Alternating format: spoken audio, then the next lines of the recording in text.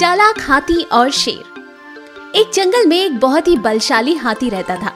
उस जंगल में अन्य जो भी जानवर रहते थे वो सब उसकी तारीफ किया करते थे, क्योंकि वो सबकी मुसीबत में मदद किया करता था और अगर उनके बीच कोई मतभेद हो जाता तो उसको सॉल्व भी करता था। सब कुछ अच्छा चल रहा था। धीरे धीरे सूखा पड़ने लगा। उस जंगल में चारों तरफ सूखा ही सूखा फैल गया, जिसकी वजह से नदी, तालाब सब सूखे रहने लगे और उस जंगल में पानी की बहुत प्रॉब्लम हो गई। जानवर अब भूख प्यास से तड़प रहे थे। बहुत से जानवर जंगल छोड़कर दूसरी तरफ जाने लगे। हाथी को अपना जंगल बहुत प्यारा था। वो उसे छोड़ना नहीं चाहता था, क्योंकि उसका बचपन और उसके माता पिता की यादें उसी जंगल से जुड़ी हुई थी। लेकिन आखिरकार जब जंगल में कुछ नहीं बचा तो उसने ये तय किया कि उसे भी दूसरे जंगल की तरफ रुख करना चाहिए, जहाँ पर पानी और खाना भरपूर हो। मुझे नहीं लगता कि अब मैं ज्यादा दिन यहाँ रह पाऊंगा। अगर मैं यहीं रुका तो अवश्य ही मर जाऊंगा। मुझे भी अब बाकी जानवरों की तरह इस जंगल को छोड़ना ही पड़ेगा। ये सोचकर वो धीरे धीरे चलते हुए कई दिनों तक चलता ही रहा, लेकिन उसे ना तो कहीं खाना मिला और ना ही पानी, जिसकी वजह से वो दिन प्रतिदिन और कमजोर होता गया। काफी दूर जंगल में जाने के बाद उसे एक छोटा सा तालाब दिखा, जिसमें थोड़ा सा ही पानी था। जैसे ही हाथी उस तालाब से पानी पीने जा रहा था, तभी अचानक एक शेर भी वहां टपक गया।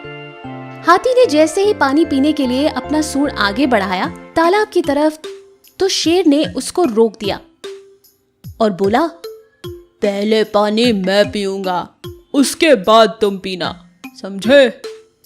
हाथी बहुत ही प्यासा था। उसने शेर से विनती की, मैं बहुत दूर से चलकर आ रहा हूँ। कई दिनों से मैंने कुछ खाया नहीं है। प्यास के मारे मेरा बुरा हाल है। मैं आपसे विनती करता हूँ, कृपया कर पानी मुझे पीने दीजिए। इस पर शेर को गुस्सा आ गया और उसने हाथी पर हमला करने का सोचा। दोनों लड़ने लगे। दोनों की लड़ाई काफी देर तक चली। हालांकि सूखा पड़ने की वजह से शेर भी बहुत कमजोर हो गया था और हाथी भी, जिसकी वजह से जल्द ही दोनों थक गए और वहीं पर गिर पड़े। पास में ही एक बड़े गीदड़ों का झुंड ये सारी चीजें देख रहा था। हाथी और शेर की लड़ाई देखकर गीदड़ों ने आपस में सोचा, ये तो बहुत अच्छा हो रहा है। ये दोनों मोटे ताजे लड़ लड़ के मर जाएंगे और हमारे आज के भोजन का इंतजाम हो जाएगा। जब हाथी और शेर ने उस झुंड की तरफ देखा तो वो उनकी चाल समझ गए। वो जान गए कि वो लोग फिराक में थे कि जैसे ही दोनों लोग मर जाएं, तो वो सब मिलकर उनको खा ले। तभी हाथी को एक तरकीब सूझी। उसने शेर से बोला, क्यों ना हम दोनों साथ में थोड़ा थोड़ा पानी पी लें और यहाँ से चलते बने। पास में ही गीदड़ों का झुंड हमारी मौत का इंतजार कर रहा है। अगर हमने यहाँ पर लड़ाई झगड़ा किया और एक साथ ना हुए तो हम दोनों का ही इसमें भारी नुकसान होगा। शेर को हाथी की ये बात सुनकर अपनी गलती का एहसास हुआ और वो उसकी बात मान गया। तुम सही कह रहे हो भाई, हम दोनों ही इस वक्त बहुत कमजोर हैं। अकेले हम इनका सामना नहीं कर पाएंगे। बेहतर इसी में है कि हम साथ मिलकर पानी पिएं और यहाँ से निकल जाएं। शेर ने और हाथी ने यही किया। दोनों ने एक साथ थोड़ा थोड़ा पानी पिया और चुपचाप वहां से निकल गए। बेचारे गीदड़ों का इंतजार ही रह गया। हमें आपस में बैर नहीं करना चाहिए, क्योंकि बहुत सारे बड़े बड़े झगड़े कई बार छोटी छोटी बातों पर होते हैं। अतः हमें किसी भी झगड़े को शांतिपूर्वक सुलझाने की कोशिश करना चाहिए। ऐसे ही मजेदार कहानियों के लिए हमारे चैनल को सब्सक्राइब करना ना भूलें। शुक्रिया।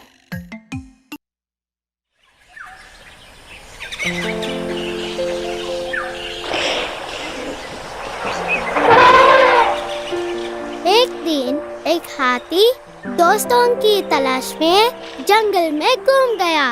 उसने एक पेड़ पर एक बंदर देखा। क्या तुम मेरे दोस्त बनोगे? हाथी से पूछा। बंदर ने जवाब दिया, तुम बहुत बड़े हो, तुम मेरे जैसे पेड़ से सींग नहीं कर सकते। अगला हाथी एक खरगोश से मिला। उसने उसे अपने दोस्त होने के लिए कहा, लेकिन खरगोश ने कहा, तुम मेरे बुरों में खेलने के लिए बहुत बड़े हो। तब हाथी एक मेंढक से मुलाकात की। क्या तुम मेरे दोस्त बनोगे? उसने पूछा। मैं कैसे कर सकता हूँ? मेंढक से पूछा। तुम मेरे जैसे छलांग लगाने के लिए बहुत बड़े हो। हाथी परेशान था। वह अगले एक लोमड़ी से मुलाकात की। उसने लोमड़ी से पूछा, क्या तुम मेरे दोस्त बनोगे? लोमड़ी ने कहा। क्षमा करें महोदय, आप बहुत बड़े हैं। अगले दिन हाथी ने जंगल में सभी जानवरों को अपने जीवन के लिए दौड़ते देखा।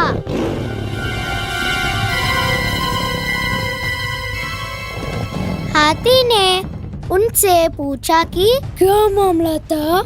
भालू ने जवाब दिया, जंगल में एक बाघ है, वो हम सबको पकड़ने की कोशिश कर रहा है। जानवरों को छिपाने के लिए भाग गया। हाथी ने सोचा कि वह जंगल में हर किसी को हल करने के लिए क्या कर सकता है। इस बीच बाघ काना कर रहा था, जिसे वह कभी भी पा सकता था। हाथी बाघ तक चला गया और कहा, कृपया श्रीमान, इन गरीब जानवरों को मत खाओ। अपने काम से काम रखो। बाघ उड़ गया।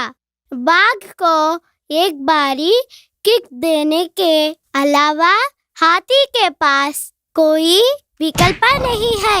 भयभीत बाघ अपने जीवन के लिए भाग गया। हाथी सभी को खुशखबरी घोषित करने के लिए जंगल में वापस आ गया। सभी जानवरों ने हाथी का शुक्रिया अदा किया। उन्होंने कहा, आप हमारे दोस्त बनने के लिए सही आकार है।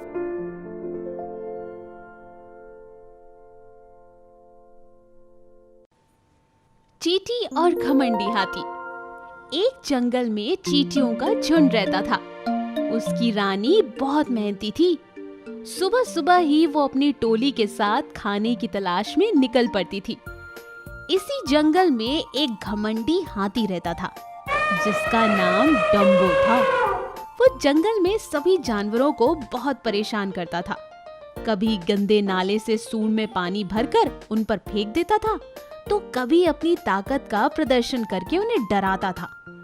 हो आओ आओ, मुझसे पंगा जो लेगा उसको कुचल के रख दूंगा। मैं जंगल का हाथी हूँ। मेरा नाम डम्बो हाथी है। मैं सबसे ज्यादा ताकतवर हूँ। डम्बो हाथी हमेशा ऐसे ही लोगों को डराता था और परेशान किया करता था। अच्छा, डम्बो को इन चींटियों से बड़ी ईर्ष्या होती थी। वो उन्हें जब भी देखता था अपने पैरों से कुचलने की कोशिश करता था। एक दिन चींटी रानी ने डम्बो से बड़ी विनम्रता से कहा, डम्बो जी, आप लोगों को परेशान क्यों करते हैं? ये आदत अच्छी नहीं है। रानी चींटी की बात सुनकर डम्बो हाथी को बहुत गुस्सा आया। उसने कहा, ए छोटी सी मामूली चींटी, तू मुझे समझाएगी? अपनी साइज में रहे। देख रही है तू, मैं कितना बड़ा और बलवान हूँ। मैं चाहूँ तो तुम्हारी पूरी फौज को कुचल के रख दूंगा। रानी चींटी ने डम्बो की बात सुनी और वहाँ से चुपचाप निराश होकर चली गई। लेकिन उसने मन ही मन में डम्बो हाथी को सबक सिखाने की ठान ली थी। अगले दिन चींटी पास की ही झाड़ी में छिप गई और मौका देखते ही चुपके से डम्बो हाथी की सूंड में घुस गई। फिर क्या था? ये क्या है मेरी नाक में? अरे बहुत उलझन हो रही है। डम्बो हाथी इस बात से बहुत परेशान हो गया। उसने सूंड को जोर जोर से हिलाया, लेकिन कोई फायदा नहीं हुआ। हाथी दर्द के मारे करहाने लगा और बाद में रोने लगा। हाँ, मेरी नाक में क्या हो गया है? मुझे कितनी तकलीफ हो रही है। कोई तो मुझे बचाओ। ये देखकर चींटी ने डम्बो हाथी से कहा, भैया, आप दूसरों को परेशान करते हो ना, तो आपको बहुत मजा आता है। आप खुद को परेशान होते देखकर आपको पता चला कैसा लगता है? रानी चींटी की बात सुनकर डम्बो हाथी को अपनी गलती का एहसास हुआ। मुझे माफ कर दो चींटी रानी, मैंने अपनी ताकत का, अपनी हिम्मत का गलत इस्तेमाल किया। आगे से मैं ऐसा नहीं करूँगा। रानी चींटी को हाथी की बात सुनकर उस पर दया आ गई। उसने उसे माफ किया और उसकी सूंड से बाहर आ गई। लेकिन हाँ, रानी चींटी ने डम्बो हाथी को एक बात और समझाई। डम्बो भैया, कभी भी किसी छोटे को कमजोर नहीं समझना चाहिए। रानी चींटी की बात सुनकर डम्बो बोला, मुझे सबक मिल चुका है रानी चींटी, मुझे अच्छी तरह से समझ में आ चुका है। अब मैं सबसे मिलजुल कर रहूंगा और किसी को परेशान नहीं करूंगा। उसके बाद से डम्बो हाथी सबकी मदद करता था। तो बच्चों, इस कहानी से हमने क्या सीखा? घमंडी का सिर हमेशा नीचे होता है। कभी भी किसी को कमजोर और छोटा नहीं समझना चाहिए और दूसरों के दुख और तकलीफ में हमेशा उनकी मदद करनी